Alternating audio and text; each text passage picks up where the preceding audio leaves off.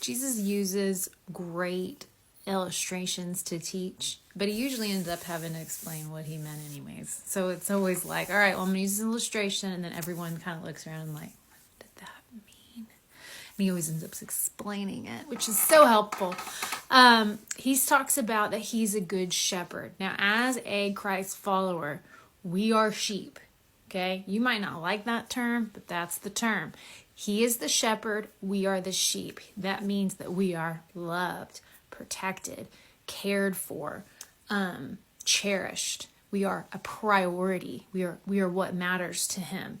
So it talks about in John 10:10 that Jesus is trying to explain to them that, hey, listen, I'm a good shepherd. I'm a good shepherd. And it also has a little bit of salvation message in here as well.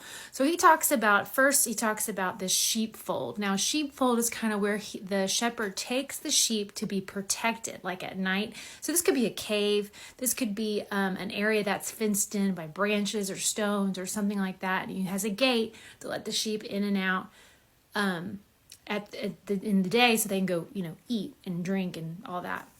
So it says that he's like, hey, listen, if there's anyone who sneaks over the wall of the sheepfold in a sneaky way, listen, that's a thief. That's a robber. Okay, that's not me. That's not a shepherd. A shepherd wouldn't do that. Now, when we say thief and robber in this story, it's talking about false prophets, false teachers, people who are trying to lead you away from Christ, Satan himself. So it talks about, he's like, listen, the gatekeeper, he opens the gate for him. The gatekeeper opens the gate for the shepherd, and the shepherd is going to be taking care of the sheep. Now, the sheep know the shepherd's voice. He's going to hear the voice, and it's going to lead them out. And I love it. It says that the sheep follow that shepherd because they recognize his voice. It doesn't say that the shepherd is following behind the sheep. It says that we as the sheep, we're supposed to be following the shepherd because he's our protection. He's where we know that we're going to be safe and cared for. And then everyone looks around and they're like, okay, what did that mean? And he's like, let me explain it to you better, okay? He goes, I assure to you that I am the gate for the sheep. I am the gate. All others who came before me, anyone who came before me and said that they're the gate to your salvation, they were liars. Okay, he says, the true shepherd, the true sheep do not listen to them. He says, listen, those who come in through me, through Christ, through Jesus will be saved. Jesus is our gateway to our salvation. We have to go through him to be saved. Okay, he says, wherever I go, wherever they go, those people who come through Jesus to be saved, they're going to find green pastures, which is the ideal life of the sheep. Like that's what we want as sheep. We want green pastures. So whatever your green pasture is, the way to get there, the gate to get there is through Jesus.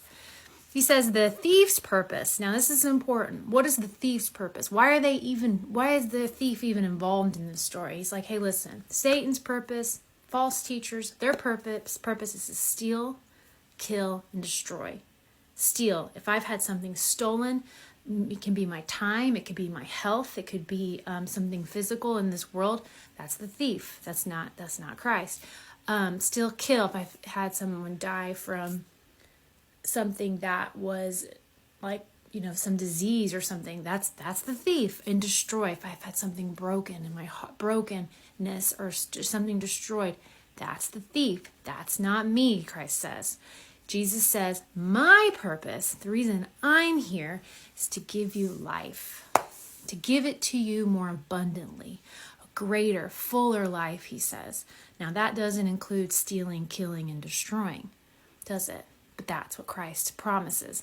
So then he says that I am the good shepherd. I lay down my life for the sheep. And Christ does that. He lays his life down on the cross for us, his sheep. He said, now the hired hand, this is those false prophets, false teachers, false churches. He's like, listen, when they see a wolf coming, they're going to run. They're going to run. They're not going to stand there and protect you. The good shepherd, Christ, he would lay down his life for you. These other false religions, they will not. And he says that I am I am the good shepherd, for I know my sheep and they know me, just as the Father knows me and I know the Father. And he says, I lay down my life for the sheep. He says it twice. And he says, hey, I have other sheep. Let me just make this clear. You're not my only sheep. Right now, you are my sheep. I love you. You are inside my sheepfold. You are Christ followers.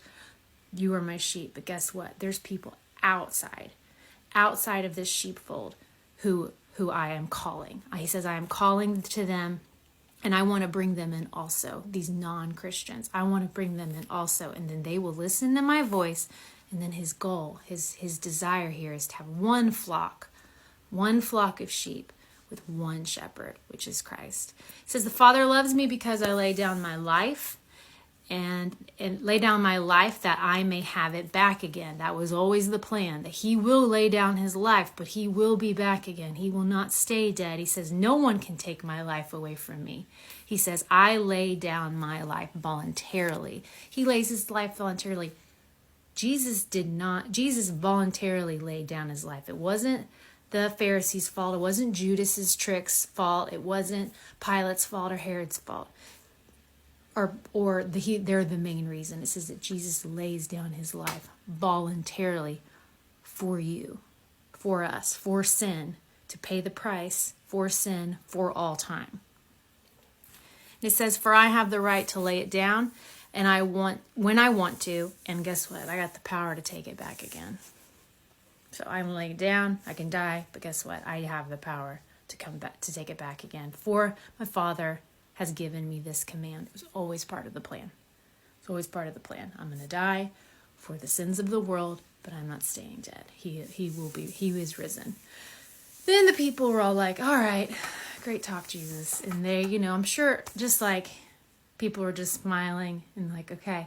Then they're like, he was saying, people were smiling and like, okay, that's great. And then some people were like, he's crazy. He's probably a demon. And then there were people who were defending him, going, hey, he's not a demon. He's been opening the eyes of the blind. I don't think he could be a demon. I really encourage you to read John 10:10. It's a great, beautiful piece of the gospel.